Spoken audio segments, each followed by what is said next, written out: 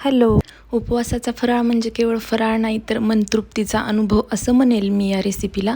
एकीकडे खमंग अशी भगर फुलेपर्यंत भाजून घेतली तर दुसरीकडे आमटीची तयारी केली.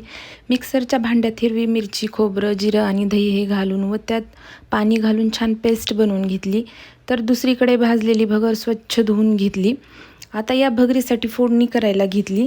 कढईत तेल घालून त्यात जिरं, मिरची, बटाटा व शेंगदाण्याची छान फोडणी केली. यात धुतलेली भगर घालून छान मिक्स करून पाणी व मीठ ॲड केले. आता भगर 5 ते 7 मिनिटात शिजून रेडी होईल. तोपर्यंत आमटीला फोडणी दिली. फक्त कढईत 1 चमचा तूप घालून त्यात आमटीसाठी केलेली पेस्ट ॲड केली व चवीसाठी थोडी साखर टाकली. मीठ मी आधीच ॲड केलं होतं. एक उकळी काढली.